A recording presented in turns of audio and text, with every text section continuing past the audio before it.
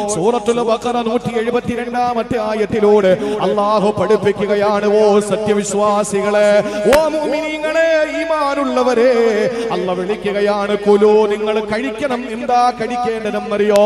മിൻ ത്വയ്യിബാതി മാ റസഖ്നാകും, ഞാൻ നിങ്ങൾക്ക് നൽകിയതിൽ നിന്ന് ത്വയ്യിബാത്ത് മാത്രമേ നിങ്ങൾക്ക് കഴിക്കാൻ പാടുള്ളൂ. ഇവിടെ ചിന്തിക്കേണ്ട വിഷയമുണ്ട്. ഖുർആനിന്റെ ഓരോ പദങ്ങളും നമ്മൾ പഠിക്കണം, ഖുർആനിന്റെ ശൈലി പഠിക്കണം, ഖുർആനിന്റെ ഭാഷ ശുദ്ധി നമ്മൾ പഠിക്കണം. അല്ലാഹു പറഞ്ഞത് എന്താണ്? കുലൂ, നിങ്ങൾ കഴിക്കണേ. ആദ്യം പറഞ്ഞത് സത്യവിശ്വാസികളെ, ഈമാനുള്ളവരെ, അത് വിളിച്ചിട്ടാണ് കാര്യം പറയുന്നത്. ആ കാര്യം പറഞ്ഞിട്ട് അതിന്റെ പിൻകുറി അഥവാ ആയത്തിന്റെ അവസാനം അതിന്റെ എൻഡ് പറയുന്നത്, ഇൻകുന്തും ഇയ്യാഹു തഅ്ബുദൂ, നിങ്ങൾ അല്ലാഹനെ മാത്രം ആരാധിക്കുന്നെങ്കിൽ. ഇരിക്കുന്ന ഉസ്താദുമാർക്കറിയാം മഫ്ഊൽ മുന്തിയാണ് വന്നിട്ടുള്ളത് എന്ന് പറഞ്ഞാൽ ഹസനെ ഫായിദ വെപ്പിക്കുമെന്നാണ്. നിങ്ങൾ അവനെ മാത്രമേ ആരാധിക്കുന്നുള്ളൂ എങ്കിൽ, നിങ്ങൾ തൗഹീദിൽ അടിയുറച്ച് വിശ്വസിക്കുന്നു എങ്കിൽ, നിങ്ങൾ 33 കോടി ദൈവങ്ങളെ പൂജിക്കുന്നവരല്ലെങ്കിൽ, നിങ്ങൾ അല്ലാഹു അല്ലാത്തവരുടെ മുമ്പിൽ തലകുമ്പിടാത്തവരാണെങ്കിൽ, അല്ലാഹു പറയുകയാണ്, മുഅ്മിനീങ്ങളെ, വിളിച്ചിട്ട് അല്ലാഹു പറയുന്നു, നിങ്ങൾ അവനെ മാത്രമേ ആരാധിക്കുന്നുള്ളൂ എങ്കിൽ നിങ്ങൾ ചെയ്യേണ്ടത് എന്തെന്നറിയോ? കുലൂ, നിങ്ങൾ കഴിക്കണേ, നിങ്ങൾ തിന്നണേ, നിങ്ങൾ കഴിക്കണേ. എന്താ കഴിക്കേണ്ടത്? മിനു ത്വയ്യിബാതി മാ റസഖ്നാകും, ഞാൻ നിങ്ങൾക്ക് തന്നതിൽ നിന്ന് ത്വയ്യിബത്ത് മാത്രം കഴിക്കണം. അല്ലാഹു പറഞ്ഞത് എന്താണ്? ഞാൻ നിങ്ങൾക്ക് തന്നതിൽ ത്വയ്യിബത്ത് മാത്രമേ നിങ്ങൾ കഴിക്കാൻ പാടുള്ളൂ. ഞാൻ നിങ്ങൾക്ക് തന്നതെല്ലാം കഴിക്കണമെന്നല്ല അല്ലാഹു പറഞ്ഞത്. കാരണം കള്ളാരാ തന്നത്? കള്ള് തന്നതാരാണ്? വലിയ മദ്യലോബിയാണോ? അല്ല. കള്ളാരാ ലോകത്ത് സൃഷ്ടിച്ചത്? പടച്ചതമ്പുരാനല്ലേ. പന്നിയിറച്ചി ആരാ സൃഷ്ടിച്ചത്? അല്ലാഹുവല്ലേ. പലിശ ആരാ സൃഷ്ടിച്ചത്? അല്ലാഹുവല്ലേ. ലോട്ടറി ആരാ സൃഷ്ടിച്ചത്? അല്ലാഹുവല്ലേ. എല്ലാ പടച്ചവന്റെ സൃഷ്ടികളല്ലേ, അല്ലാഹു അല്ലാത്ത എല്ലാ പ്രിയപ്പെട്ടവരെ പടച്ചവന്റെ മഖ്ലൂക്കുകളല്ലേ. അതുകൊണ്ട് തന്നെ ഓർത്തു വെച്ചോ, അല്ലാഹു തന്നതിൽ ഏതോ ത്വയ്യിബത്തല്ലാത്തതുണ്ടെന്നല്ലേ അർത്ഥം വരിക. ഞാൻ നിങ്ങൾക്ക് നൽകിയതിൽ എല്ലാം തിന്നണമെന്ന് അല്ലാഹു പറഞ്ഞില്ല.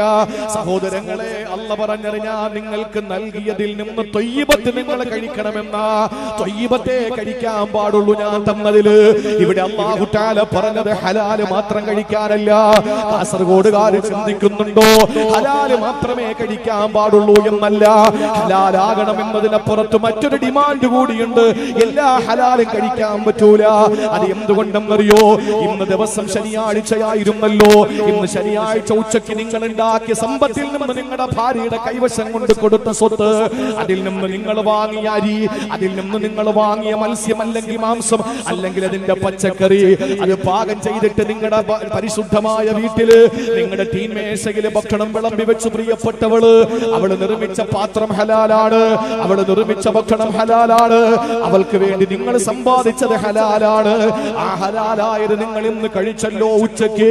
ഇനി നാളെ ഞായറാഴ്ച ഉച്ചയാകുമ്പോഴേക്ക് അത് ചെയ്യുമല്ലോ, അത് ദുർഗന്ധം വമിക്കുമല്ലോ. ഇല്ലെങ്കിൽ പോട്ടെ, തിങ്കളാഴ്ച ഉച്ചയ്ക്കായാ പിന്നെ അത് കഴിക്കാൻ തന്നെ പറ്റൂലല്ലോ. ചൊവ്വാഴ്ചയായാൽ അതിൽ നിന്ന് ദുർഗന്ധം വമിക്കുമല്ലോ. ബുധനാഴ്ചയായാ പിന്നെ ഭക്ഷണം പുഴുക്കാൻ തുടങ്ങുമല്ലോ. വ്യാഴാഴ്ചയായാ പിന്നെ നമുക്ക് നമ്മുടെ വീട്ടിനകത്ത് വെക്കാൻ പോലും പറ്റാത്ത അവസ്ഥയിൽ നാനാ ഭാഗങ്ങളിൽ അതിന്റെ ദുർഗന്ധം വമിക്കൂലേ? ഞാൻ ചോദിക്കട്ടെ ബേക്കലുകാരാ, ശനിയാഴ്ച ഉച്ചയ്ക്ക് നിങ്ങൾ സമ്പാദിച്ചത് ഹലാലിൽ നിന്നല്ലേ? അത് ഞായറാഴ്ച എത്തുമ്പോൾ ഹറാമാവോ? തിങ്കളാഴ്ച എത്തുമ്പോൾ ഹറാമാവോ? ഒരിക്കലും ഇല്ലല്ലോ. അത് ഹലാല് ഹലാല് തന്നെ. പക്ഷേ അത് ത്വയ്യിബത്തല്ല. അത് പഴകിപ്പോയി, അത് വല്ലാതെ ചീഞ്ഞുപോയി. അത് കഴിച്ചാ നിങ്ങളുടെ വയറിന് അസ്വസ്ഥതയാ, നിങ്ങളുടെ ആമാശയത്തിന് പ്രശ്നമാ. അതുകൊണ്ട് ത്വയ്യിബത്തല്ല, അത് ഹലാല് തന്നെയാ. എപ്പോഴും നമ്മുടെ ഭക്ഷണം നിർമ്മിക്കുമ്പോൾ, ഭക്ഷണം ഉൽപ്പാദിപ്പിക്കുമ്പോ, ഭക്ഷണം ഉണ്ടാക്കുമ്പോ ആ സമയത്തെ ഹലാലുള്ളൂ. അത് കഴിഞ്ഞാ പിന്നെ ഹലാല് തന്നെയാണ്. പക്ഷെ അത് ത്വയ്യിബത്താകാം, ത്വയ്യിബത്തല്ലാതെയാകാം. അത് ചീഞ്ഞ് നാറാൻ തുടങ്ങിയാൽ ത്വയ്യിബത്തല്ല. സഹോദരങ്ങളെ, ഇന്ന് നമ്മൾ കഴിക്കുന്ന ഭക്ഷണം 2-3 ദിവസം കഴിഞ്ഞാ പിന്നെ ത്വയ്യിബത്തല്ല. അല്ലാഹു പറഞ്ഞ വാക്ക് നിങ്ങൾ നോക്കണേ, കുലൂ മിന ത്വയ്യിബാതി മാ റസഖ്നാകും, നിങ്ങൾക്ക് ഞാൻ തന്നതിൽ നിന്ന് നൽകിയതിൽ നിന്ന് ത്വയ്യിബത്ത് മാത്രമേ നിങ്ങൾ കഴിക്കാൻ പാടുള്ളൂ. എന്നിട്ട് അല്ലാഹു പറഞ്ഞ വാക്കെന്താണ്? വഷ്കുറൂ ലില്ലാഹ്, നിങ്ങൾ അല്ലാഹ് അള്ളാഹുവിന് നന്ദി രേഖപ്പെടുത്തണേ. രണ്ടാമതല്ല പറഞ്ഞതാണ്, ഇവിടെ നിങ്ങൾ ഒന്ന് ശ്രദ്ധിക്കണേ. ഖുർആനിന്റെ വരികൾക്കിടയിലൂടെ നിങ്ങൾ നിങ്ങളുടെ ശ്രദ്ധയെ കൊണ്ടുവരണേ. അള്ളാഹു നല്ലത് കഴിക്കാൻ പറഞ്ഞിട്ട് പറഞ്ഞത് നിങ്ങൾ ശുക്റുള്ളവരാവുക എന്ന ഒരു കാര്യം നിങ്ങൾ അറിയണം. ഇന്ന് വൈകുന്നേരം ഭക്ഷണം കഴിച്ചിട്ട് എന്റെ പ്രിയപ്പെട്ടവരെ, ബഹുമാനരായ ഉസ്താദുമാരും ഞാനും ഭക്ഷണം കഴിച്ചു. ആ ഭക്ഷണം കഴിച്ചിട്ട് ഞങ്ങൾ പുറത്തിറങ്ങിയിട്ട് അൽഹംദുലില്ലാഹ് എന്ന് പറയുന്നത് എന്തിന്റെ പേരിലെന്നറിയോ? പടച്ചവനെ, ഭക്ഷണം കിട്ടാറ് എത്രയോ പാവങ്ങളും മരിക്കുകയാ, എത്രയോ ആളുകളും മരിക്കുകയാണ്. റെയിൽവേ പുറമ്പോക്കുകളിൽ സാരി വലിച്ചു കെട്ടി ജീവിക്കാൻ വിധിക്കപ്പെട്ട 5 സ്റ്റാർ ഹോട്ടലുകളിൽ നിന്ന് വലിച്ചെറിയുന്ന എച്ചിൽ കൂനകളുടെ മുമ്പിൽ ചെന്ന് വറ്റുപറക്കിയിട്ട് മക്കളുടെ ചുണ്ടിലേക്ക് വെച്ചു കൊടുക്കാൻ വിധിക്കപ്പെട്ട, കണ്ണുകുടിഞ്ഞ കവളൊട്ടിയ വയറൊട്ടിയ എല്ലുംതിയ പട്ടിണി പേക്കോലങ്ങളാകുന്ന കോടിക്കണക്കിന് ആളുകൾ ഇന്ത്യ രാജ്യത്തുണ്ടാകുമ്പോ അവരെ പ്രത്യേകമായ മതിൽ കെട്ടിയിട്ട് ഏതൊക്കെയോ മച്ചമ്പിമാര് വന്നപ്പോഴും മറ കെട്ടിയിട്ട് അവര് കാണാതിരിക്കാൻ വേണ്ടിയിട്ട് വിശപ്പിന്റെ വിളിയാളം പോലെ കൂട്ട ആത്മഹത്യ ചെയ്യുന്ന കോടിക്കണക്കിന് ആളുകൾ, ആയിരക്കണക്കിന് ആളുകൾ നമ്മുടെ രാജ്യത്തും പുറം രാജ്യത്തും ഉണ്ടാകുമ്പോൾ അവരെ പോലെ ഭക്ഷണം കിട്ടാത്തവരാക്കി ഞങ്ങളെ മാറ്റിയില്ലല്ലോ തമ്പുരാനെ.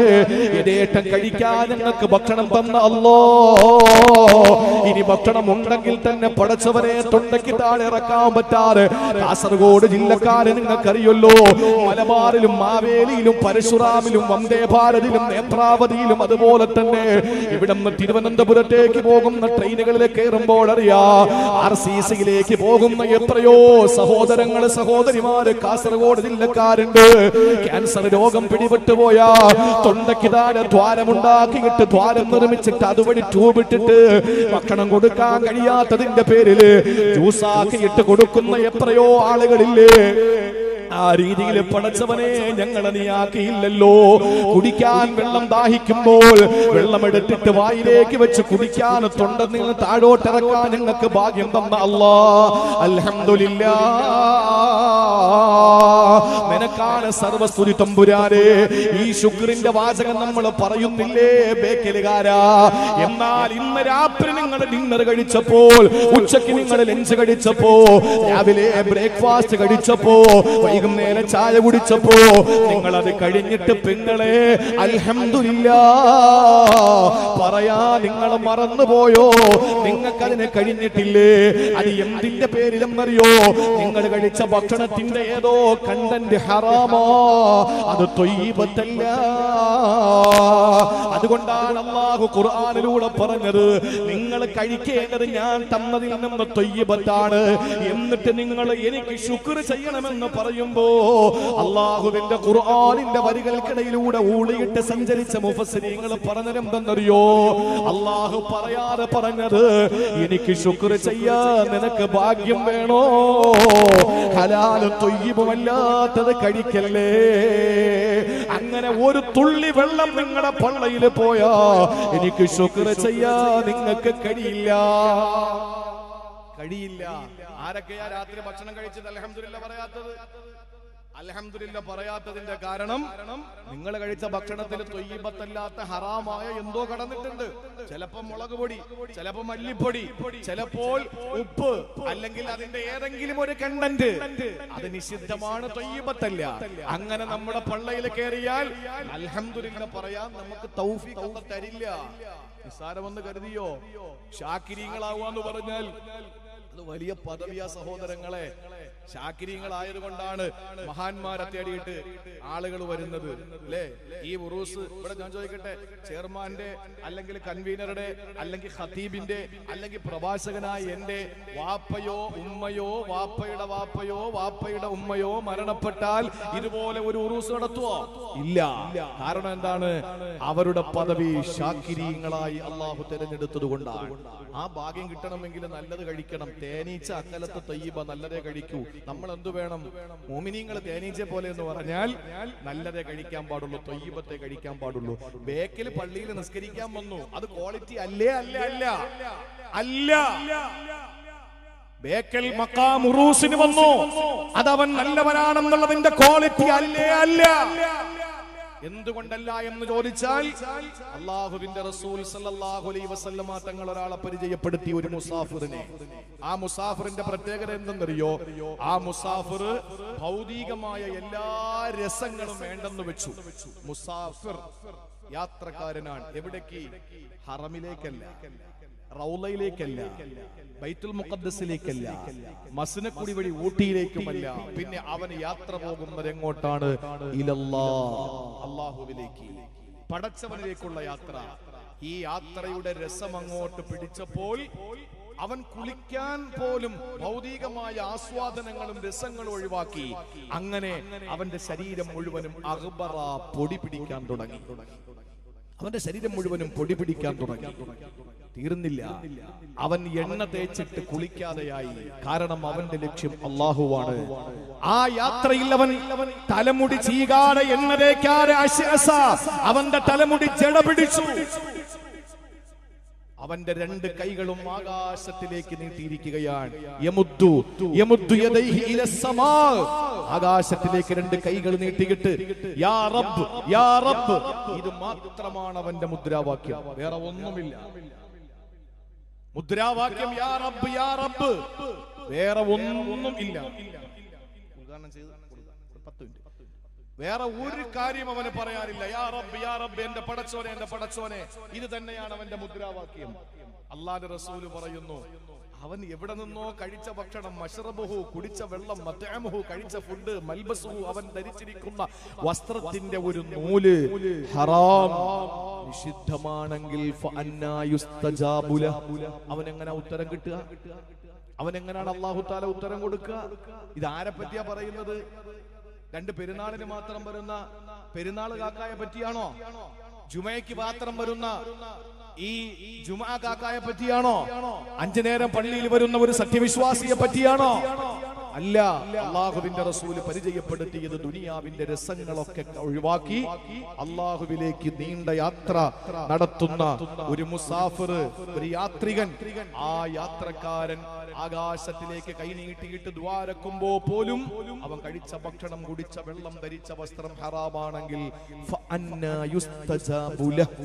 അവൻ എങ്ങനെ ഉത്തരം കിട്ടും? സഹാബ ചോദിക്കുകയാണ്. അപ്പൊ നിങ്ങൾ ചിന്തിച്ചു നോക്കിയേ, ഈ പള്ളിയിൽ വരുന്ന ആളുകളൊക്കെ കൃത്യമായി നിസ്കരിക്കും. നിസ്കാരത്തഴമ്പ് അടുപ്പിന്റെ 3 കല്ല് പോലെ നെറ്റിയിലുണ്ട്. അത് നല്ല കുറഞ്ഞ കാർപ്പറ്റ് ആണെങ്കിൽ തഴമ്പ് എല്ലാവർക്കും വരും. കുറഞ്ഞ കാർപ്പറ്റ് വാങ്ങിച്ചിട്ടാലേ എല്ലാവർക്കും തഴമ്പ് വരും. നിസ്കാര തഴമ്പുണ്ട്. ആരും വഞ്ചിതരായി പോകരുത്. ഈ മനുഷ്യൻ കഴിച്ച ഭക്ഷണം ഹലാലാണെങ്കിൽ മാത്രമേ അവന് വിജയമുള്ളൂ.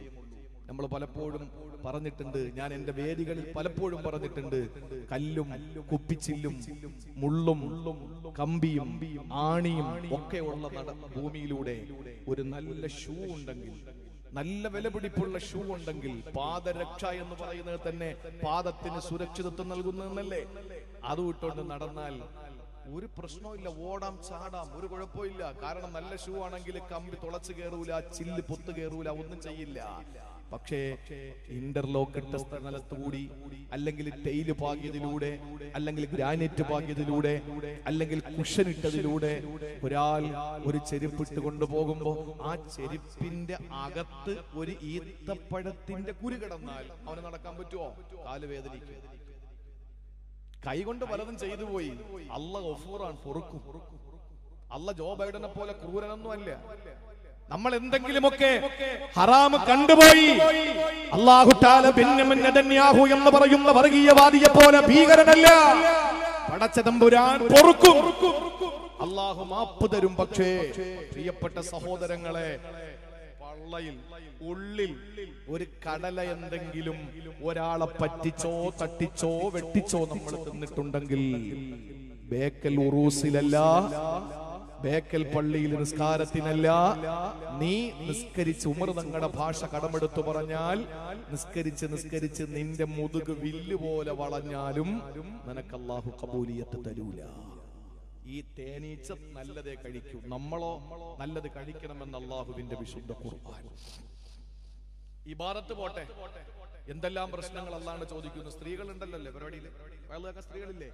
സ്ത്രീകൾ എന്തെല്ലാം കാര്യങ്ങൾക്ക് വേണ്ടി ദ്വാരക്കാൻ. ഇതിനപ്പുറത്താ? ശരി. അപ്പൊ എത്രയോ കാര്യങ്ങൾക്ക് വേണ്ടി ഭർത്താവിന്റെ ജോലി, മക്കളുടെ വിദ്യാഭ്യാസം, ശരീരസുഖം, വീട്, കടം മാറാൻ എന്തൊക്കെയോ ദുആരക്കുന്നു. എത്ര ആളുകൾ പറഞ്ഞിട്ടുണ്ട് ഉസ്താദ് എനിക്ക് ദുആയിലൊന്നും ഒരു വിശ്വാസവും ഇല്ല. ചില ആളുകൾ പറയാറുള്ളതാണ്. കാരണം എന്താണ്? എന്തിനാ ചുമ്മാ ചോദിക്കുന്നത്? എന്തെങ്കിലും ചോദിച്ചത് എനിക്ക് കിട്ടിയിട്ടുണ്ടോ? എന്താ കിട്ടാത്ത കാരണം? അള്ളാഹ്ക്ക് കൊടുക്കാൻ ഒരാളിപ്പോ ഷാഫി ഉസ്താദ് എന്റെ അടുത്ത് എന്തെങ്കിലും ചോദിച്ചാൽ ഞാൻ കൊടുക്കാതിരിക്കണമെങ്കിൽ ന്യായം രണ്ട്: ഒന്ന് എന്റെ കയ്യിൽ ഇല്ലാതിരിക്കണം, മറ്റൊന്ന് ഞാൻ കൊടുക്കാൻ മനസ്സില്ലാത്തവനായിരിക്കണം. മൂന്നാമതൊരു കാരണം ഇല്ല. അള്ളാഹു ഇങ്ങനെയാണോ? അവന്റെ കയ്യിൽ എന്താ ഇല്ലാത്തത്? ഇന്ന ഖസാഇനി മംലുവ ലാ തൻഫുദു അബദ. പറ്റിപ്പോകാത്ത ഖജനാവിന്റെ ഉടമസ്ഥനാണ് ഞാന്. ഒരു ചെറിയ കേരളത്തിന്റെ അവസ്ഥ ഇപ്പൊ കടക്കണിയിലാണ്. കടമെടുത്തുകൊണ്ടിരിക്കുക. ഇന്ത്യ കടമെടുത്തുകൊണ്ടിരിക്കുക. അപ്പൊ ഈ നിലയിലൊക്കെ ഒരു ചെറിയ പ്രദേശവും ഒരു രാജ്യവും ഒക്കെ കടക്കണിയിൽ വീഴുമ്പോ അള്ളാഹ് പറയാ ഇന്ന ഖസാഇനി മംലുവ, എന്റെ ഖജനാവിനാരും കടമെടുക്കാൻ നിൽക്കണ്ട, അത് വിശാലമാണ്. ലാ തൻഫുദു അബദ, ഒരിക്കലും പറ്റിപ്പോകൂല. പ്രിയപ്പെട്ട സഹോദരങ്ങളെ, അള്ളാഹ് തരാൻ മനസ്സുള്ളവനുമാണ്. അള്ളാഹ് വന്നിട്ട് ചോദിക്കടാ, നീ ചോദിക്ക്, ഞാൻ നിനക്ക് തരാം, എന്റെ കയ്യിലുണ്ട്, തരാം. പക്ഷെ നമ്മൾ ചോദിക്കൂല. ചോദിച്ചാൽ തന്നെ എന്താ പ്രശ്നം എന്നറിയോ? ദുആക്ക് ഇജാബത്തില്ലാത്ത കാരണം എന്താ? കാരണം ഇപ്പൊ തങ്ങന്മാരൊക്കെ വരുമല്ലോ, ഇപ്പൊ മഹാന്മാരായ സയ്യിദീങ്ങൾ, സാദാത്തീങ്ങളൊക്കെ വരുമ്പോ നമ്മൾ ഓടിച്ചെന്നിട്ട് തങ്ങളെ ദുആരക്കണം. അപ്പൊ തങ്ങൾ ചോദിക്കും എന്താ നിങ്ങളുടെ പ്രശ്നം?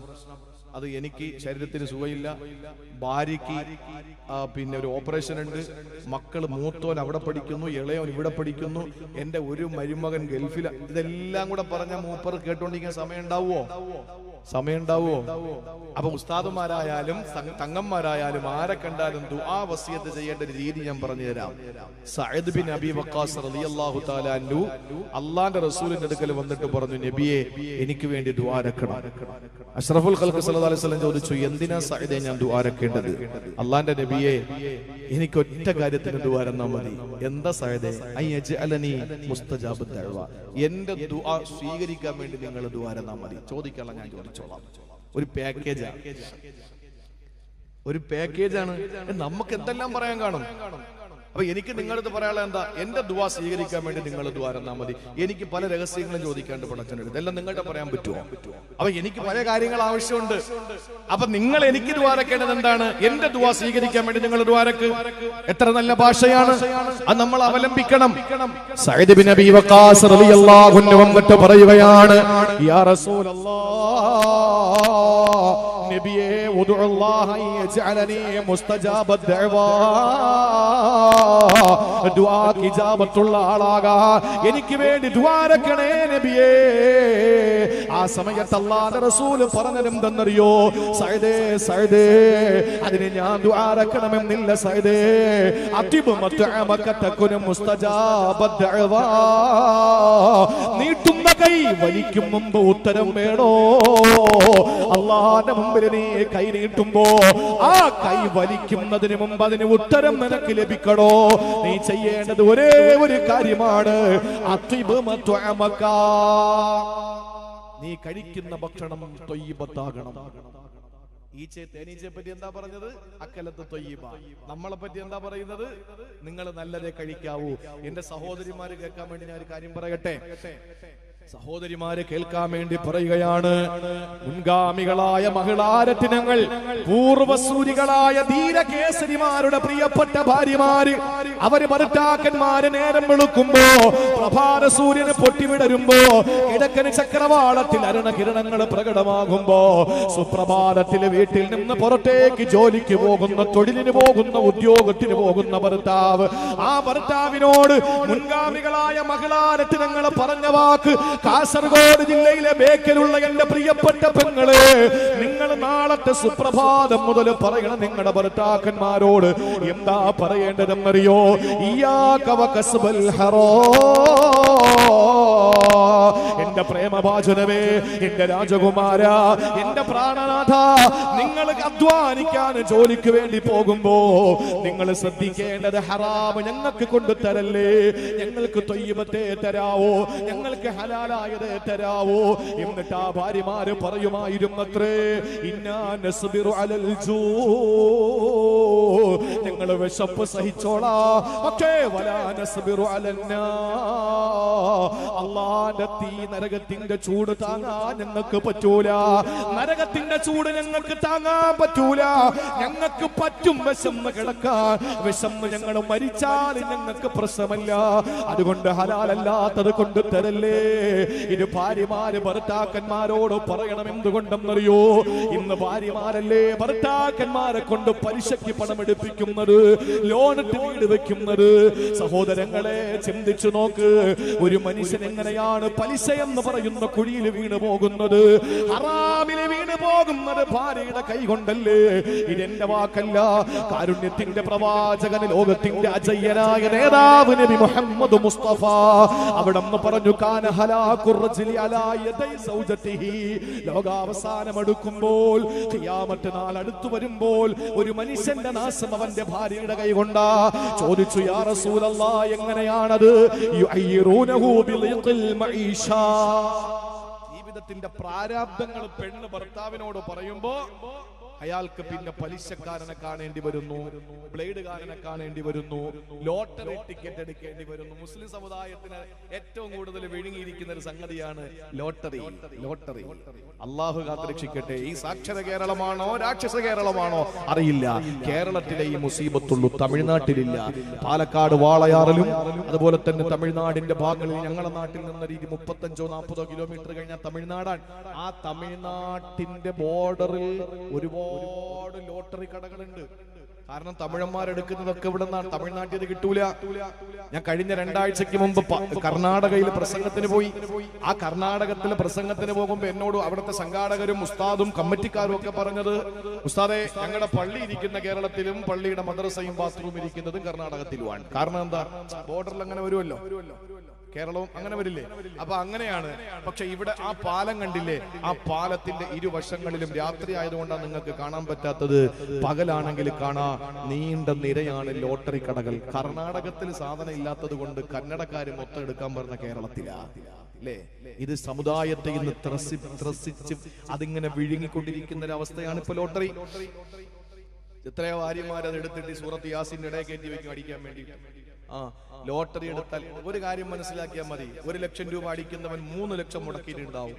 അതിന്റെ മുദ്രാവാക്യം തന്നെ എന്താണ്? നാളെയാണ്, നാളെയാണ്, നാളെയാണ് എന്ന്. എന്നാൽ ഇത് തന്നെയല്ലേ പറയാ, നാളെയാ, നാളെയാ, നാളെയാ. അപ്പൊ എന്നെങ്കിലും അടിച്ചാലോ? ആ അടിക്കുന്നതിന് മുമ്പ് ഇതിന്റെ 3 ഇരട്ടി അവൻ അടിച്ചു കൊടുത്തിട്ടുണ്ടാവും. അത് തന്റെ ഭാര്യയുടെ കൈ കൊടുത്താൽ പോരെ? അവള് പൊട്ടിക്കാതിരിക്കാൻ വേണ്ടി വേറെ ഏതെങ്കിലും പുതിയ പുതിയ സംവിധാനങ്ങൾ ഉണ്ടല്ലോ, അതൊക്കെ ഉണ്ടാക്കി കൊടുത്തിട്ട് ഈ പൈസ അതിനകത്തിടണം. ആരെങ്കിലും കൊടുക്കാതിരുന്നാൽ മതി, കൊടുത്താൽ അവനത് കൊണ്ടുപോകും. അത് വേറൊരു വിഷയം. അപ്പൊ അതുകൊണ്ട് പ്രിയപ്പെട്ട സഹോദരങ്ങളെ, ഭാര്യമാര് ഭർത്താക്കന്മാരോട് പറയേണ്ടത്, ഹറാമായ ഒന്നും ഞങ്ങൾക്ക് നിങ്ങൾ തരരുത്, ഞങ്ങൾക്ക് നിങ്ങൾ തരരുത്. ഇത് പറയാൻ ഒരു ഭാര്യ തയ്യാറാവണം. എങ്ങനെയാ ഭാര്യമാര് തയ്യാറാവുക? ഒരു രസകരമായൊരു കാര്യം, നമുക്ക് രസമാണ്, പക്ഷെ അത് വലിയ കാര്യമുള്ള കാര്യമാണ്. എന്താണ്? മഹാനായ ഇബ്നു ജൗസി റളിയല്ലാഹു തആല അൻഹു പറയുന്ന ഒരു സംഭവം. ഇബ്നു ജൗസി തങ്ങൾ പറയാണ്, ഒരു പെണ്ണ് മാവ് കുഴച്ചോണ്ടിരിക്കാൻ. ശ്രദ്ധിക്കണേ സഹോദരിമാര്, പ്രത്യേകിച്ച് ഒരു പെണ്ണ് മാവ് കുഴച്ചോണ്ടിരിക്കുമ്പോ അരിപ്പൊടി എടുത്ത് വെള്ളമൊഴിച്ചിട്ട് അതിനിങ്ങനെ കുഴച്ച് റൊട്ടി ഉണ്ടാക്കാൻ പാകപ്പെടുത്തിക്കൊണ്ടിരിക്കുമ്പോ ഒരാൾ വന്നിട്ട് പറഞ്ഞു, പെണ്ണേ നീ അറിഞ്ഞോ, ഖദ് മാത സൗജുകി, നിന്റെ ഭർത്താവ് മരിച്ചിരിക്കാണ്, നിന്റെ ഭർത്താവ് മരണപ്പെട്ടിരിക്കുകയാണ്. ആ പെണ്ണെന്താ ചെയ്തതെന്നറിയോ? ആ ഭാര്യ പെട്ടെന്ന് കുഴച്ചുകൊണ്ടിരിക്കുന്ന മാവിൽ നിന്ന് കൈ വലിച്ചെടുക്കുകയാണ്. എന്നിട്ട് ആ സ്ത്രീ പറഞ്ഞതെന്തെന്നറിയോ? ആദാ ഖദ് സാറ ലനാ ഫീഹി ശുറകാ, എന്റെ ഭർത്താവ് മരിക്കുന്നതിന് മുമ്പ് വരെ ഇതെനിക്ക് സ്വന്തമാണ്. കാരണം എന്റെ പ്രിയപ്പെട്ടവനാണ് എനിക്ക് തരേണ്ടത്. അയാള് തന്ന മാവ് ഞാൻ കുഴച്ച് റൊട്ടി ഉണ്ടാക്കാനിരുന്നതാ. പക്ഷെ എന്റെ ഭർത്താവ് മരിച്ചപ്പോ ഈ സ്വത്ത് ഭർത്താവിന്റെ അനന്തര സ്വത്തായി, തരിക്കത്ത് സ്വത്തായി. ഭർത്താവ് മരണപ്പെട്ടപ്പോ ഭർത്താവിന്റെ ശേഷിക്കുന്ന സ്വത്തുക്കളിൽ ഈ മാവും ഉൾപ്പെടും. ഇനി എനിക്കിത് സ്വന്തമായി കൈകാര്യം ചെയ്യാൻ പറ്റൂല. ഇതിന് 3-1 കൊടുക്കേണ്ടവരുണ്ട്, 4-1 കൊടുക്കേണ്ട കൊടുക്കേണ്ടവരുണ്ട്, 6-1 കൊടുക്കേണ്ടവരുണ്ട്. അതുകൊണ്ട് ഇനി അനുവാദമില്ലാതെ ഞാനത് തൊടൂല. ഇബ്നു ജൗസി തങ്ങൾ പറഞ്ഞ കഥയാ. ഭർത്താവിനെ കുടുംബ കോടതി കയറ്റുന്ന പെണ്ണ് 15-20 പവനിട്ട് കല്യാണം കഴിക്കുമ്പോ ആ പെണ്ണും ചെറുക്കനും തമ്മിൽ, ആ ഭാര്യയും ഭർത്താവും തമ്മിൽ, ആ ദമ്പതിമാരുടെ കുടുംബ ജീവിതത്തിന്റെ ശൈഥില്യത്തിൽ എപ്പോഴോ ഒരിക്കലും മൊഴി ചൊല്ലപ്പെട്ട് ഡിവോഴ്സായി കഴിഞ്ഞാൽ ഏതോ ഒരു ദുർബല നിമിഷത്തിൽ ആ പെണ്ണും ആ ഭർത്താവും തമ്മിൽ അകന്നു പോയാ എനിക്ക് 101 പവനാണിട്ടത്, ഈ 101 പവനും ഇയാള് തിന്നു എന്ന് കുടുംബ കോടതിയിൽ പറഞ്ഞിട്ട് പാവപ്പെട്ട ഭർത്താക്കന്മാര് പിന്നെ തെണ്ടി യാചിച്ച് നടന്ന് ഒപ്പിച്ച് പറക്കി കൊണ്ടുവന്ന് ഭാര്യയുടെ കൊണ്ടുപോ ആകെ നീ കൊണ്ടുവന്ന 15 പവന, ഇപ്പൊ നീ പറയുന്നു 100 പവനാണെന്ന്. എന്തായിരുന്നാലും 85 പവൻ നീ അധികം ഉണ്ട് എന്ന് വസൂലാക്കി പോട്ടെ, എന്നാലും നീ ഒന്ന് ഒഴിഞ്ഞു പോകുമല്ലോ എന്ന് പറഞ്ഞ് നിന്റെ തലയിലേക്ക് വലിച്ചെറിയുമ്പോ ചിന്തിക്കണം, മാവ് കുഴച്ചപ്പോൾ എന്റെ പ്രിയപ്പെട്ട ഭർത്താവിന് ഞാൻ മാത്രമേ ഉള്ളൂ ഭാര്യയായിട്ട്. ആ ഭാര്യ എന്നുള്ള നിലയിൽ എന്റെ ഉത്തരവാദിത്വമാണ്, എന്നോടുള്ള കടപ്പാടാണ് ഞാൻ കഴിക്കുന്നത്. ആ കടപ്പാടിൽ നിന്നപ്പുറത്ത് എന്റെ ഭർത്താവിന്റെ റൂഹ് ശരീരത്തിൽ നിന്ന് വിട പറഞ്ഞപ്പോൾ ഈ സ്വത്തില് അനന്തരാവകാശികൾ ഇപ്പൊ ആളുകൾ കൂടെയായി. അതുകൊണ്ട് ഇനി ആ തൊടൂല എന്ന് പറഞ്ഞ ആ മഹിളാരത്നത്തിന്റെ ജീവിതത്തിന്റെ ത്യാഗം എന്റെ സഹോദരിമാരുടെ മനസ്സിലിരിക്കട്ടെ. ഈ അടുത്ത സമയത്ത് ഒരാൾ പറഞ്ഞു, ഉസ്താദേ, ഭർത്താവ് പറയാ ഭാര്യയും തമ്മിൽ ബന്ധമൊഴിഞ്ഞു, ആവശ്യപ്പെടുന്നത് ഞാൻ അറിയാത്ത സ്വത്ത് മൊത്തം ആവശ്യപ്പെട്ടു. പിന്നെ അതിനൊരു കാരണം കൂടെ ഉണ്ട്, അത് ഞാൻ പറഞ്ഞുതരാം. ഈ ഭർത്താവ് കല്യാണം കഴിക്കാൻ പോകുന്നവന്മാര് ഈ എരന്ന് വാങ്ങുമല്ലോ പെണ്ണിന്റെ ഒപ്പാടെ കയ്യിൽ നിന്ന്, അത്ര വേണം ഇത്ര വേണമെന്ന് പറഞ്ഞു. ഇവിടേക്ക് അത് കുറവാ. അള്ളാന്റെ തൗഫീക്ക് കൊണ്ട് കേരളത്തിൽ ഏറ്റവും കൂടുതൽ പ്രഭാഷകന്മാർ വരുന്ന തെക്കന്മാരാ. അതാ പലരും പറയുന്ന തെക്കന്മാര് തട്ടമിട്ട ആളുകളാണല്ലോ കൂടുതൽ പ്രസംഗിക്കാൻ വരുന്നത്. ഏറ്റവും കൂടുതൽ ഈ സ്ത്രീധനമുള്ളത് റബ്ബിന്റെ തൗഫീക്ക് കൊണ്ട് അത് ഞങ്ങളൊക്കെ നാട്ടില, അതൊക്കെ ഞങ്ങളെ നാട്ടില കൂടുതൽ. അങ്ങോട്ട് പോയി എരന്ന് വാങ്ങുകയാണ്, എനിക്ക് ഇത്ര വേണം, 50 പവൻ വേണം, 75 പവൻ വേണം, 5 ലക്ഷം രൂപ വേണം. എന്തിനാ കൂട്ടുകാരെ നാട്ടുകാരെ ഒക്കെ വണ്ടി വിളിച്ചിട്ട് തിന്നാൻ കൊണ്ടുപോകാനാണ്. ഇതൊക്കെ പറഞ്ഞിട്ട് ഇങ്ങനെയൊക്കെ വാങ്ങിക്കും. ഇപ്പൊ സ്ത്രീധനം കുറഞ്ഞു പോയതിന്റെ പേരിൽ എത്ര മരണ ഈ കൊല്ലം നടന്ന 2023 എത്ര മരണോ നടന്നേ നമ്മൾ ആലോചിക്കണം. ഈ മരണം നടക്കുമ്പോ ചില വലിയ വലിയ ആളുകളൊക്കെ ഉണ്ട്, മഹാന്മാര്, അവരൊക്കെ പെണ്ണ് കാണാൻ പോയിട്ട് വന്നിട്ട് ഇങ്ങനെ കോലായിൽ ഇരുന്നിട്ട് ഇങ്ങനെ വലിയ ആവേശത്തോടെ പറയും, ഞങ്ങൾ ഒന്നും വേണ്ടെന്ന് പറഞ്ഞിരിക്കുകയാണ്. ചിലത് പറഞ്ഞ കേട്ടിട്ടില്ലേ, ഞങ്ങള് ഒന്നും ആവശ്യപ്പെട്ടിട്ടില്ല. ഈ പറയുന്ന കേട്ടോ എന്തോ അവിടെ മുമ്പ് കൊണ്ട് കൊടുത്തിരുന്നു, ഇപ്പൊ അതൊന്നും ആവശ്യപ്പെടുന്നില്ലെന്നല്ലേ തോന്നുന്നത്? നല്ലേ തോന്നുന്നത്. ഇസ്ലാമിന്റെ നയം എന്താ? നീ അങ്ങോട്ട് കൊടുക്കണം മഹർ, എന്നിട്ട് പെണ്ണിനെ കല്യാണം കഴിക്കണം. അതിന് ഈ അമ്മാവന്മാരെന്ന് ഞങ്ങളുടെ നാട്ടിൽ പറയും, ഈ ഏറ്റവും കൂടുതൽ സമ്മതിക്കാത്ത പെണ്ണിന്റെ ഈ ചെക്കന്റെ വാപ്പയും മാമമാരും അമ്മാടെ ആങ്ങളമാരുമാണ്. ഇവിടെ എന്താണ് അതിന് പറയണ? അമ്മോശന്മാരാ, അങ്ങനെയല്ല. അപ്പൊ അവരാ സമ്മതിക്കാത്തത്. എടാ, നിന്റെ പെങ്ങളെ കെട്ടിച്ചപ്പോ അങ്ങോട്ട് കൊടുത്തില്ലേ, അത്രയെങ്കിലും നീ കൊണ്ടുവരണ്ടേ? അതാണ് സമ്പ്രദായം, അതാണ് സമ്പ്രദായം. ഈ പ്രായമുള്ള കാരണവന്മാര് പോയാൽ പെണ്ണിനെയും കാണൂല, ചെക്കനെയും കാണൂല. മുറ്റത്ത് നടന്നിട്ട് എത്ര പ്ലാവുണ്ട്, എത്ര തേക്കുണ്ട്, എത്ര ആഞ്ഞിലുണ്ട്, എത്ര മരമുണ്ട്, വീടെങ്ങനെ ഉണ്ട്, നാടെങ്ങനെ ഉണ്ട് എന്നൊക്കെ നോക്കിയിട്ടാ നടക്കുക. അള്ളാഹു കാത്തുരക്ഷിക്കട്ടെ. അത് ഏറ്റവും കൂടുതൽ നമ്മുടെ സമുദായത്തിലാ പ്രിയപ്പെട്ടവരെ ഇതുള്ളത്, ഏറ്റവും കൂടുതൽ നമ്മുടെ സമുദായത്തിലാ. മാറിയേ പറ്റൂ. വേറൊരു വിഷയം ഞാൻ അവസാനം പറയുന്നുണ്ട്, അള്ളാഹു മനസ്സിലാക്കാനുള്ള തൗഫീക്ക് തരട്ടെ. ഇതിനിടയിൽ ഒരു ബക്കറ്റ് പോയി, അപ്പൊ ഞാൻ അത് പറഞ്ഞ എല്ലാവരും അങ്ങ് പോയവർക്ക് ബക്കറ്റ് കളക്ഷൻ ഇല്ലാതാവും. അതുകൊണ്ട് ആരാ ബക്കറ്റ് കൊണ്ടുവരിക? ഒന്നാള് പോയാ ബക്കറ്റ് അനുവാദം ഇനി എപ്പോഴാണ് എടുക്കാം? വരി ഇൻഷാ അല്ലാഹ്. സഹോദരിമാരെ ഗൗരവത്തോടെ മനസ്സിലാക്കുക, ഹറാമായത് കഴിക്കേണ്ടി വരരുത്. ഹറാമായതൊന്നും നമ്മൾ കഴിക്കരുത്. തൊയ്യിബത്ത് മാത്രമേ നമ്മൾ കഴിക്കാൻ പാടുള്ളൂ. തേനീച്ച എന്ന് പറയുന്നത് അക്കലത്ത് തൊയ്യിബ, അത് പരിശുദ്ധമായതേ കഴിക്കൂ. നമ്മളും അങ്ങനെ കഴിക്കാൻ പാടുള്ളൂ. ഇനി ഞാൻ എന്റെ പ്രിയപ്പെട്ട സഹോദരങ്ങളോട് സഹോദരിമാരോട് പറയട്ടെ, ഹജ്ജിന് പോകാത്ത കാരണം ചോദിക്കുമ്പോൾ ബേക്കിലാരെന്താ പറയുന്നത്? സാധാരണ മുസ്ലിങ്ങൾ പറയുന്നത് മോളെ കെട്ടിക്കാനുണ്ട് അല്ലേ, മോനൊന്നും ആയിട്ടില്ല ഇതുവരെ. സക്കാത്ത് കൊടുക്കാത്ത കാര്യം പറയുമ്പോൾ അത് തന്നെ, പള്ളിക്ക് എന്തെങ്കിലും കൊടുക്കാൻ പറയുമ്പോൾ അത് തന്നെ. ബിസ്മില്ലാഹിർ റഹ്മാനിർ റഹീം. എല്ലാവരും കാര്യമായ നിലയിൽ നല്ല ഒരു കളക്ഷൻ, വേറെ ഒരു പിരിവുമില്ല, ഒരു പിരിവുമില്ല. പെണ്ണുങ്ങളൊക്കെ പോയി ചന്തയിൽ പോയി എല്ലാ സാധനം വാങ്ങിച്ചു കൂട്ടിയിട്ടുണ്ട്, പൈസ ഒന്നും കാണൂല. ഏതായിരുന്നാലും അള്ളാഹു ബർക്കത്ത് ചെയ്യട്ടെ. ഉള്ളതൊന്നും സഹോദരിമാര് കൊണ്ടുപോകരുത് ഇൻഷാ അല്ലാഹ്. പുരുഷന്മാരുടെ ഭാഗത്ത് നിന്ന് ഒരു 500 രൂപ ചിലർ എടുത്തിട്ട് അള്ളാഹു ബർക്കത്ത് ചെയ്യട്ടെ. അതിനപ്പുറം വേറൊരു നോട്ടില്ലല്ലോ അള്ളാന്റെ തൗഫീഖ് കൊണ്ടുപോയി ഇന്ത്യയിൽ. അപ്പൊ അതുകൊണ്ട് നിങ്ങൾ ഉള്ള നല്ലൊരു ഹദിയ ഈ ബക്കറ്റിൽ നിക്ഷേപിക്കണം. ചെറിയൊരു ബക്കറ്റാ, ഇത് നിറച്ചു തരണം. ഒരുപാട് ചെലവൊക്കെ ഉള്ളതല്ലേ. അള്ളാഹു ബർക്കത്ത് ചെയ്യട്ടെ. പിടിക്കും ഉസ്താദ്മാരൊന്നും വാങ്ങരുത് ഇൻഷാ അല്ലാഹ്. എല്ലാ സ്ഥലങ്ങളിലും പോയി ഒരാളും കുറെ ഒഴിവാവാതെ എല്ലാവരും അതിനകത്ത് സഹായിക്കും. അള്ളാഹു തൗഫീഖ് തരട്ടെ. അള്ളാഹു തൗഫീഖ് തരട്ടെ. ശ്രദ്ധിച്ചോളി. നമ്മൾ എത്ര അമലുകൾ ഒഴിവാക്കുന്നതും നമ്മുടെ പരമ്പരകൾക്ക് വേണ്ടിയിട്ടാണ് അല്ലേ. മക്കൾക്ക് വേണ്ടിയിട്ട് ഹജ്ജിന് പോകുന്നില്ല മക്കള് കാരണം. ഇന്നൽ ഔലാദ മബ്ഖലത്തുൻ, അഷ്റഫുൽ ഖൽഖ് സല്ലല്ലാഹു അലൈഹി വസല്ലം പഠിപ്പിച്ചതാ. ബുഖിലിന്റെ ഏറ്റവും വലിയ കാരണം മക്കളാണ്. പൈസ ഒതുക്കാത്ത കാരണം എന്താ? മക്കൾക്ക് വേണ്ടി ഉണ്ടാക്കുക. നമുക്ക് അൽഹംദുലില്ലാഹ് ഇപ്പൊ ഉണ്ടല്ലോ. ഇനി നമ്മൾ സേവ ചെയ്യണ ആർക്ക് വേണ്ടിയിട്ടാ? മക്കൾക്ക് വേണ്ടിയിട്ട്. പക്ഷെ നിങ്ങൾ എഴുതി വെച്ചോ, ഈ ഡേറ്റ് അടക്കം നിങ്ങൾ എഴുതി വെച്ചോ. ഒരു കാര്യം ഉറപ്പാണ്, നമ്മൾ കഴിക്കാൻ കൊടുക്കുന്ന ഭക്ഷണം ഹലാൽ അല്ലെങ്കിൽ, നമ്മൾ നമ്മുടെ മക്കൾക്ക് കൊടുക്കുന്ന ത്വയ്യിബത്തല്ലെങ്കിൽ, ആ മക്കൾക്ക് വേണ്ടി കരുതി വെക്കുന്ന സമ്പാദ്യം മുഴുവനും ഒരു നിമിഷം കൊണ്ട് ധൂമധൂളി പോലെ, ഒരു ബലൂൺ പൊട്ടുന്നത് പോലെ, ചേമ്പിലയിൽ വെള്ളമൊഴിയുന്നത് പോലെ ആ സ്വത്ത് മുഴുവനും നഷ്ടപ്പെട്ടു പോകും. ഒരു സംശയം വേണ്ട. മഹാനായ അഹ്മദ് ബിൻ ഹഫ്സ് റളിയല്ലാഹു തആല അൻഹു, ശ്രദ്ധയോടെ ഇത് കേൾക്കണേ. അഹ്മദ് ബിൻ ഹഫ്സ് റളിയല്ലാഹു തആല അൻഹു മഹാനവറുകൾ ഒരു മനുഷ്യന്റെ സക്കറാത്തിന്റെ വേളയിൽ അവിടെ ചെല്ലുകയാ. ആ മനുഷ്യന് സക്കറാത്തിന്റെ ഹാലിലാണ്. ആ പ്രിയപ്പെട്ട മനുഷ്യനോട് ചെല്ലുന്ന അഹ്മദ് ബിൻ ഹഫ്സ് റളിയല്ലാഹു അൻഹു ഓടി ചെല്ലുമ്പോ സക്കറാത്തിന്റെ ഹാലിൽ കിടന്നിട്ട് ആ മനുഷ്യൻ പറഞ്ഞത് എന്തെന്നറിയോ? ലാ അലമു മിൻ മാലി ദിർഹമൻ മിൻ ഹറാം. എന്റെ സ്വത്തുക്കളിൽ ഒരു ദിർഹം പോലും ഹറാമില്ല. വലാ ദിർഹമൻ മിൻ ശുബ്ഹാ. ഹലാലാണോ ഹറാമാണോ എന്ന് വ്യക്തതയില്ലാത്ത അവ്യക്തമായ സ്വത്തിൽ ഒരു ദിർഹം പോലും എന്റേതിലില്ല. ഇത് പറഞ്ഞിട്ടാണ് ആ മനുഷ്യൻ മരിച്ചത്.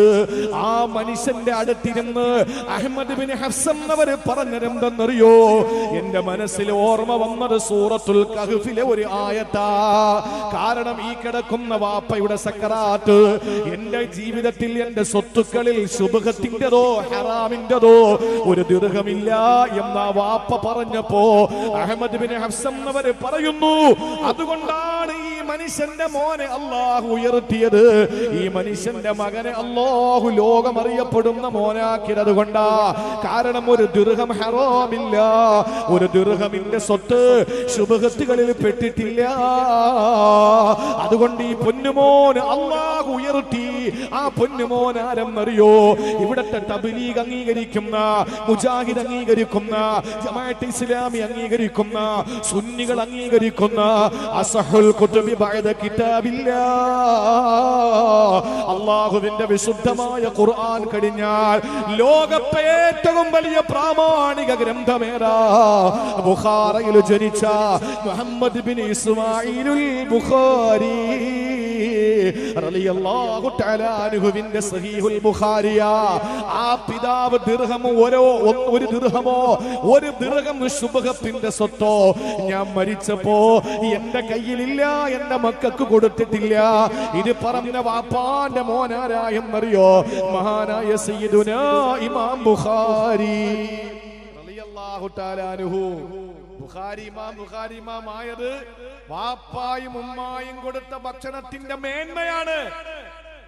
മക്കള് പിഴച്ചു ഉസ്താദേ, ഒരു ചരട് ഓതി തരുവോ? വട ഓതി കെട്ടിയാ നിൽക്കൂലല്ലോ, ചങ്ങല ഓതി കെട്ടിയാ നിൽക്കൂലല്ലോ, പിന്നേലെ നൂല് ഓതി കെട്ടുന്നത്. കാരണം എന്താ? കൊടുക്കുന്നത് പലിശയുടെ പണം, ആൾക്കാരെ പറ്റിച്ച പൈസയാണ് മോന് കൊടുക്കുന്നതിന്. ഹറാമായ ഭക്ഷണം കൊടുത്താ പിന്നെ മോന് നൂലോതി കിട്ടുന്നത് എന്തിനാ നൂലിന്റെ പൈസ കൂടെ കളയണത്? വല്ല ആവശ്യമുണ്ടോ? ഒരു ആവശ്യമില്ല. അതുകൊണ്ട് സൂറത്തുൽ കഹ്ഫിന്റെ ഒരു ആയത്താണ് എനിക്ക് ഓർമ്മ വന്നത് എന്ന് അഹ്മദ് ബിൻ ഹഫ്സ് എന്നവർ പറയാൻ കാരണം എന്തെന്നറിയോ? രണ്ടുപേര് നടന്നു വരികയാണ്.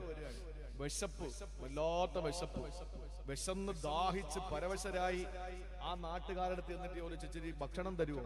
ഓടിച്ചു വിട്ടു. ഇവിടെ ഭക്ഷണമൊന്നുമില്ല, ഓർഡറാന്ന് പറഞ്ഞു. ചോദിച്ചു കുറച്ച് വെള്ളമെങ്കിലും തരുമോ? ഒരു തുള്ളി വെള്ളവും നിങ്ങൾക്ക് തരില്ല, പൊയ്ക്കോളാൻ പറഞ്ഞു. രണ്ടുപേരും വേദനയോടെ പുറത്തേക്ക് ഇറങ്ങുമ്പോ ഇതുപോലത്തെ ഒരു ചുറ്റുമതിൽ കണ്ടു. ആ ചുറ്റുമതിൽ പൊളിഞ്ഞു കിടക്കുന്നു. അപ്പൊ ഇതില് സീനിയറായ ആൾ അവിടെ ഇരുന്ന് കല്ല് പുറക്കി വെച്ച് അത് ശരിയാക്കി കൊടുക്കുക. അപ്പൊ ഈ ജൂനിയറായ ആള് ചോദിച്ചു, അല്ല നിനക്ക് വേറെ ഒരു ജോലിയില്ലേ? ഒരു നേരത്തെ ഭക്ഷണം തരാൻ മനസ്സില്ലാത്ത, ഒരു തുള്ളി വെള്ളം തരാത്ത യവറ്റകൾക്ക് എന്തിനാണ് ഈ മതില് കെട്ടിക്കൊടുക്കുന്നത്? ആ സമയത്ത് സീനിയറായ ആള് പറഞ്ഞു, നീ എന്റെ കൂടെ പഠിക്കാനല്ലേ വന്നത്, നിന്നെ ഞാൻ ഡിസ്മിസ് ചെയ്തിരിക്കുകയാണ്, ഞാൻ നിനക്ക് ഇനി ഒരക്ഷരം പറഞ്ഞു തരില്ല, നിനക്ക് ക്ഷമിക്കാൻ കഴിയില്ല, പൊയ്ക്കോളാൻ പറഞ്ഞു. പിരിച്ചു പോകാൻ നേരത്ത് പറഞ്ഞു, നിനക്കറിയോ മോനെ, ഈ മതിലിന്റെ കഥ നിനക്കറിയോ? അമ്മൽ ജിദാറു ഫഖാനത് ലിഗുലാമൈനി യതീമൈനി ഫിൽ മദീന. ഈ പട്ടണത്തിലെ 2 അനാഥ മക്കളുടെ മതിലാണിത്. ഈ മതിലിന്റെ ചുവട്ടിൽ സ്വർണ്ണ നിധിയുണ്ട്. അവരുടെ വാപ്പ സാലിഹായിരുന്നു. കാന അബൂഹുമ സാലിഹ. അവരുടെ വാപ്പ സാലിഹായിരുന്നു. സാലിഹായ മനുഷ്യൻ മരിക്കാൻ നേരത്ത് ആ സ്വത്ത് ഈ മക്കളന്ന് ആ മക്കളന്ന് മെച്ചൂരിറ്റി എത്താത്തതിന്റെ പേരില് ആ മക്കളുടെ സ്വത്ത് ആ മതിലിന്റെ ചുവട്ടിൽ കുഴിച്ചിട്ടിരുന്നു. ആ മതില് ഭംഗിയായിരുന്നു. കാലം കഴിഞ്ഞപ്പോൾ മതില് പൊളിഞ്ഞു. ആ നിധി വെളിയിൽ വന്നാൽ ഈ മക്കൾക്ക് ഇപ്പോഴും നല്ല മെച്ചൂരിറ്റി എത്തിക്കിട്ടില്ല. ഈ സ്വത്ത് അന്യാധീനപ്പെട്ടു പോകാതിരിക്കാൻ അള്ളാഹു എന്നെ കടലിന്റെ നടുഭാഗത്ത് നിന്ന്, നടുക്കടലിൽ നിന്ന് എന്നെ ഇവിടെ എത്തിച്ചത് അതിനാണ്. അതുകൊണ്ട് ഞാൻ കെട്ടിക്കൊടുത്തതാണ്. ജൂനിയറായ മനുഷ്യൻ പറഞ്ഞു, സമ്മതിച്ചു, എനിക്കിത് അറിയില്ലായിരുന്നു. ഇതാരായി 2 പേര്? സയ്യിദുനാ കലീമുല്ലാഹി മൂസ അലൈഹിസ്സലാം ജൂനിയർ, സയ്യിദുനാ ഖളർ അലൈഹിസ്സലാം സീനിയർ. നിങ്ങൾ മനസ്സിലാക്കണം, ഈ 2 മക്കളുടെ സ്വത്ത് അല്ലാഹു തആല നടുക്കടലിൽ ഇരുന്ന ഖളർ നബിയെ അങ്ങ് അകലെ നിന്ന് മൂസാ നബി കടന്നു വന്ന് കൂട്ടിക്കൊണ്ടുവന്ന് 2 പേരും കൂടി അത് കെട്ടിപ്പടുത്തി കൊടുക്കാനുള്ള കാരണം കാന അബൂഹുമ സാലിഹ. നിങ്ങൾ വാപ്പ ഉമ്മ നല്ല നല്ലവരായാൽ, സ്വാലിഹീങ്ങളായാൽ നിങ്ങളുടെ മക്കളുടെ സ്വത്ത് നശിക്കൂല. ഹറാമ് തിന്നരുത്, പലിശ തിന്നരുത്. ഒരാളെയും പറ്റിച്ചിട്ട് ഒരു പൈസ നമുക്ക് വേണ്ട സഹോദരങ്ങളെ. ഇന്ന് ഈ ഇരിക്കുന്നതിൽ ഞാൻ ചോദിക്കാം, കാസർഗോഡ് ബേക്കല് സമയമായില്ലല്ലോ, ബേക്കല് എന്നെ കേൾക്കുന്ന സഹോദരങ്ങളോട് ഞാൻ ചോദിക്കട്ടെ, ഇതില് പൈസ കിട്ടാൻ ഇല്ലാത്ത ഒരാളുണ്ട്? കൊച്ചു മക്കളൊഴിച്ച് എനിക്ക് 1 രൂപയും കിട്ടാനില്ല എന്ന് പറയുന്ന ആരായതിനകത്തുള്ളത്? ഒരു പക്ഷേ ഒരു 30% ആളുകൾ പറയും നിങ്ങൾക്ക് കിട്ടാനില്ല. ആ 30% ആളുകളിൽ 20% ആളുകൾ കുഞ്ഞുങ്ങളോ അല്ലെങ്കിൽ വേറെ ഒരു ലോകമായിട്ട് ബന്ധമില്ലാത്ത ആളുകളായിരിക്കും. 10% ആളുകൾ അവര് അതിന്റെ ആവശ്യമില്ല അനുഭവങ്ങളിൽ നിന്ന് അവര് പാഠം ഉൾക്കൊണ്ടിട്ട് അവര് മര്യാദയ്ക്ക് നിൽക്കുന്നവരാണ്. 70% ആളുകൾക്കും കിട്ടാൻ പൈസ ഉണ്ടാവും. അതിൽ 50% പറ്റിക്കപ്പെട്ടതായിരിക്കും. 20% ബിസിനസ്സിലോ അല്ലെങ്കിൽ മറ്റേതെങ്കിലും കാര്യങ്ങളിലോ മുടക്കിയതായിരിക്കും. ഒരു മനുഷ്യനെ ഉടുത്തിരിക്കുന്ന തുണിയെ പോലും വിശ്വസിക്കാൻ കൊള്ളാത്ത കാലമാണ്. അതാണ് കാലം. ഒരുത്തനെയും പൈസ ചോദിക്കാൻ വരുമ്പോ മുഹീദ്ദീൻ ഷെയ്ഖിന്റെ പേര് പറയും, റിഫായി ഷെയ്ഖിന്റെ പേര് പറയും. അങ്ങോട്ട് വിളിക്കുമ്പോ ഞാൻ തഹജ്ജുദ് നിസ്കാരത്തിലായിരുന്നു, ഞാൻ ലുഹാ നിസ്കരിച്ചുകൊണ്ടിരിക്കുകയായിരുന്നു, ഞാൻ ഖത്തം ഓതിക്കൊണ്ടിരിക്കുകയായിരുന്നു, സ്വലാത്തൊരു 100 എണ്ണം കൂടെ ചെല്ലി തീർക്കാണ്ട് അതുകൊണ്ടാണ് ഫോൺ എടുക്കാത്തത് എന്നൊക്കെ പറഞ്ഞിട്ട് നമ്മളെ അങ്ങോട്ട് സമീപിച്ചിട്ട് നല്ല പുള്ള അങ്ങോട്ട് ചമയും. അവസാനം നമ്മളെന്ന് പൈസ വാങ്ങിയാലോ ലോകത്തെ മുഴുവൻ മന്ത്രവാദിമാരും മഷിയിട്ട് നോക്കിയാൽ ഈ മഹാനബിനെ കാണാൻ പറ്റൂല. നമ്മൾ വിളിച്ചാട്ട് ഫോൺ എടുക്കുകയില്ല. പൈസയിൽ, സമ്പത്തിൽ ഒരുത്തനെ വിശ്വസിക്കാൻ പറ്റാത്ത കാലമാണ്. പ്രിയപ്പെട്ടവരെ, ഇങ്ങനെയൊക്കെ മക്കൾക്ക് ഭക്ഷണം തിന്നാൻ കൊടുത്തിട്ട് രക്ഷപ്പെടുമെന്ന് കരുതുന്നുണ്ടോ? രക്ഷപ്പെടുമെന്ന് ചിന്തിക്കുന്നുണ്ടോ? അതുകൊണ്ട് നിങ്ങളുടെ മക്കൾ അവരുടെ ഭാവിയാണ്. നിങ്ങൾക്ക് വലുതെങ്കിൽ പ്രിയപ്പെട്ട ബേക്കലെ ഉമ്മ, കാസർഗോഡത്തെ പ്രിയപ്പെട്ട ഉപ്പ, ഹറാമല്ലാത്തത് നിങ്ങളെ മക്കൾക്ക് കൊടുക്കണേ. ഹലാലായ മാത്രം പോലെ തൊയ്യിബത്താകണേ. അകലത്ത് തൊയ്യിബ, തേനീച്ച നല്ലതേ കഴിക്കൂ. അതുകൊണ്ട് തേനീച്ചയെ പോലെയാ സത്യവിശ്വാസി. ഇനി നിങ്ങൾക്കറിയോ, മഹാനായ ജുനൈദുൽ ബഗ്ദാദി റളിയല്ലാഹു തആല അൻഹു, സൂഫിയാക്കളുടെ ലോകത്ത് പ്രശസ്തനായ പ്രസിദ്ധനായ പ്രമുഖനായ ജുനൈദുൽ ബഗ്ദാദി റളിയല്ലാഹു തആല അൻഹു, അദ്ദേഹം നടന്നു വരികയാ. നടന്നു വരുമ്പോ തന്റെ പ്രിയപ്പെട്ട കുഞ്ഞിന് തൊട്ട് അയൽവാസിയായ സഹോദരന്റെ വേലക്കാരി പാല് കൊടുക്കുകയാ. ഓടി വന്നിട്ട് മഹാനായ ജുനൈദുൽ ബഗ്ദാദി തങ്ങള് ആ പെണ്ണിന്റെ മടിയിൽ നിന്ന് സ്തനപാന സ്തനപാനം നടത്തിക്കൊണ്ടിരുന്ന കുഞ്ഞിനെ വലിച്ചെടുത്തിട്ട് 2 വിരലാ കുഞ്ഞിന്റെ വായിലേക്ക് കയറ്റി. എന്നിട്ട് അവസാനത്തെ തുള്ളിപ്പാലും ആമാശയത്തിൽ നിന്ന് പുറത്തു വരുന്നത് വരെ ഛർദിപ്പിച്ചു കളഞ്ഞില്ലേ?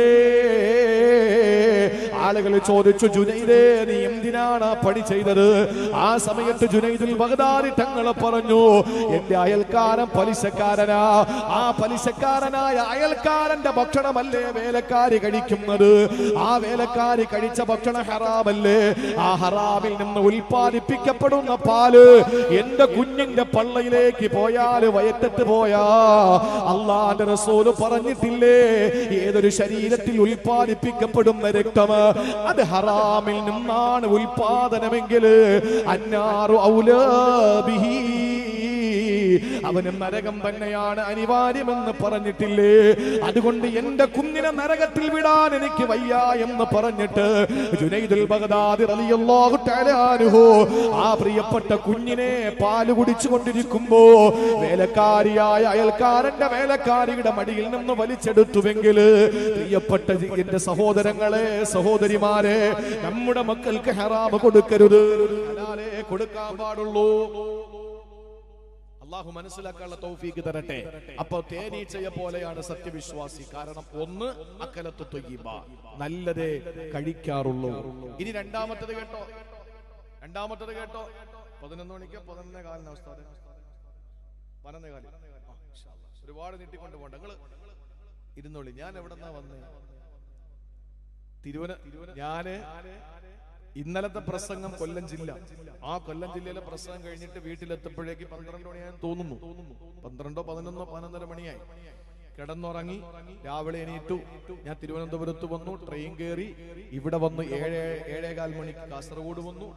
ആ രാവിലെ മുതൽ വൈകുന്നേരം വരെ യാത്ര ചെയ്ത് കാസർഗോഡ് വന്നു. കാസർഗോഡ് നിന്ന് നേരെ ഇവിടെ വന്നു. ഇവിടെ നിന്ന് നേരെ പ്രസംഗിക്കാൻ കയറി. അപ്പൊ നാളത്തെ പരിപാടി മണിക്കോത്തുള്ളത് കൊണ്ട് നാളെ ഇവിടെ പകല് നമുക്ക് റെസ്റ്റിന് സമയം കിട്ടും. ഇല്ലെങ്കിൽ ഇന്ന് രാത്രി വീണ്ടും തിരിക്കണ്ടേ? നാളെ വൈകുന്നേരം അല്ലേ എന്റെ നാട്ടിലെത്തുള്ളൂ. അപ്പൊ അതുകൊണ്ട് ഇൻഷാ അല്ലാഹ് 11:15 നമ്മൾ ദുആ ചെയ്ത് വരും. 1/2 മണിക്കൂർ നിങ്ങൾ ഇരുന്നാൽ മതി, ഒരു പിരിവുമില്ല. പ്രിയപ്പെട്ട സഹോദരങ്ങളെ, സഹോദരിമാരെ, അള്ളാഹുവിന്റെ റസൂല് പറഞ്ഞു, തേനീച്ചയുടെ ഉദാഹരണമാണ് സത്യവിശ്വാസിയുടെ ഉപമ. കാരണം തേനീച്ചയുടെ രണ്ടാമത്തെ പ്രത്യേകത അത് പുറത്തു കൊടുക്കുന്നത് ത്വയ്യിബാണ്. പുറത്തു കൊടുക്കുന്നത് ത്വയ്യിബാണ്. നമ്മളെന്താ പുറത്തു കൊടുക്കേണ്ടത്? അത് തേനാണ് തേനീച്ച കൊടുക്കുന്നത്. നമ്മൾ പുറത്തു കൊടുക്കുന്നത് ത്വയ്യിബാകണം എന്ന് പറഞ്ഞതിന്റെ അർത്ഥം എന്താ? നമ്മുടെ പ്രകടനങ്ങൾ, നമ്മുടെ പ്രവർത്തനങ്ങൾ ആളുകൾക്ക് പരിശുദ്ധമാകണം, ആളുകൾക്ക് പ്രിയപ്പെട്ടവരെ ഇഷ്ടം വരുന്നതാകണം, ജനങ്ങൾക്ക് ഉപകാരമുള്ളതാകണം, ജനങ്ങൾക്ക് വെറുപ്പുള്ളതാകാ പാടുള്ളതല്ല. ജനങ്ങൾക്ക് ഉപകാരമുള്ളതാകണം നമ്മുടെ പ്രവർത്തനങ്ങൾ. ഒരാൾക്ക് നമ്മൾ കാരണം ശല്യം വരാൻ പാടില്ല.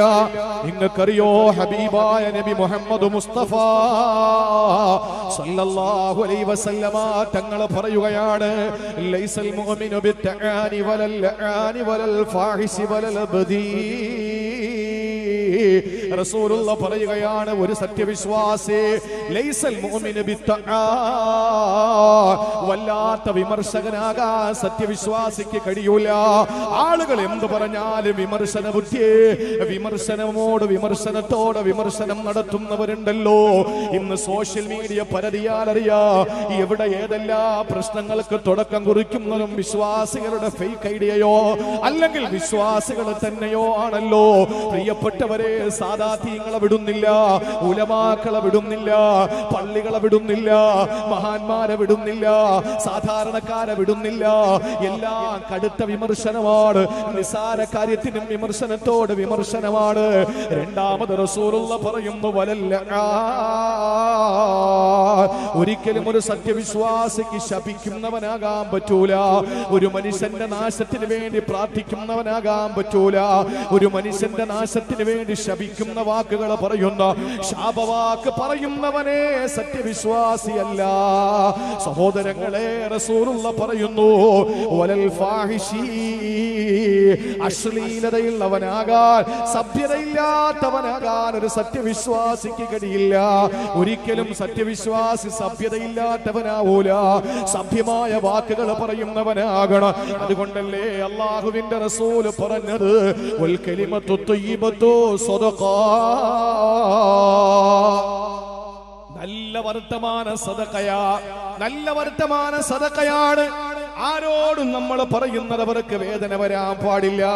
അല്ലാഹു സ്വന്തമാണ്, ഞാനാണ് പടച്ചവനെന്ന് പറഞ്ഞ, എല്ലാ പ്രവാചകന്മാരെയും കളവാക്കിയ, ആൺമക്കളെ കൊന്നുകളഞ്ഞ, അവിടത്തെ ഒരു ജനതയെ ശണ്ഡീകരിച്ച, ആളുകളെ തമ്മിലടുപ്പിച്ച, പ്രിയപ്പെട്ടവരെ, ലോകം കണ്ട ഏറ്റവും വലിയ അഹങ്കാരിയായ സ്വേച്ഛാധിപതി, ഏകാധിപതി, സഹോദരങ്ങളെ, ലോകം കണ്ട ഏറ്റവും വലിയ വർഗീയ വിഷവിത്വഭാഗിയ ഫിർഔൻ അല്ലാഹുവിന്റെ പ്രവാചകൻ മൂസ നബിയോട് പറഞ്ഞതെന്താ, ഹാറൂൻ നബിയോട് പറഞ്ഞതെന്താ, ഈ ഫിർഔന്റെ അടുക്കൽ നിങ്ങൾ പോകുമ്പോ ഇദ്ഹബി ഇലാ ഫിർഔന ഇന്നഹു തഗാ, ഫിർഔന് വഴിവിട്ട ജീവിതമാണ്, നിങ്ങൾ പോകൂ പ്രവാചകന്മാരെ. മൂസ നബിയോട് ഹാറൂൻ നബിയോടും പറയുന്നു. എന്നിട്ട് അല്ലാഹ് പറയുന്നു ഖൂലാലഹു ഖൗലൽ ലയ്യിനാ, അവരുടെ മുമ്പിൽ ചെന്നിട്ട് നിങ്ങൾ മയമായ വാക്ക് പറയുക, മാന്യതയുള്ള വാക്ക് പറയുക. എന്തെല്ലാം പറയാം? തൗഹീദിന് വിരുദ്ധമായവൻ, മുശ്രിക്കായവൻ, പാവങ്ങളെ കൊന്നൊടുക്കിയവൻ, അവന്റെ മുമ്പിൽ എന്താണ് നമ്മൾ, ഏത് രീതിയിലാണ് സംസാരിക്കേണ്ടത്? പ്രിയപ്പെട്ടവരെ, അല്ലാഹ് പറയുന്നു ഖൂലാലഹു ഖൗലൽ ലയ്യിനാ, മയമായിട്ട് വേണം സംസാരിക്കാൻ. ആളുകൾക്ക് നമ്മളിൽ നിന്ന് ഒരു ബുദ്ധിമുട്ടുണ്ടാകാൻ പാടില്ല. ത്വയ്യിബത്താകണം നമ്മുടെ പ്രവർത്തനം, നോട്ടം ത്വയ്യിബത്താകണം, വാക്കുകൾ ത്വയ്യിബത്താകണം, പ്രവർത്തനങ്ങൾ ത്വയ്യിബത്താകണം. അല്ലാഹുവിന്റെ ഖുർആൻ പറഞ്ഞു ഖൂലു ലിന്നാസി ഹുസ്ന, മുഅ്മിനീങ്ങളോടല്ല, ഖൂലു ലിന്നാസ്, അന്നാസിനോട്, മനുഷ്യനോട്, ആരും ആയിക്കോട്ടെ, ഹുസ്ന, നല്ല വാക്കുകളെ നിങ്ങൾ പറയാൻ പാടുള്ളൂ. അല്ലാഹുവിന്റെ റസൂൽ പറഞ്ഞു വലൽ ഫാഹിഷി, ഒരിക്കലും സഭ്യതയില്ലാത്ത വാക്കുകൾ പറയുന്നവൻ, സഭ്യതയില്ലാത്ത പ്രവർത്തനങ്ങൾ നടത്തുന്നവൻ സത്യവിശ്വാസിയല്ല.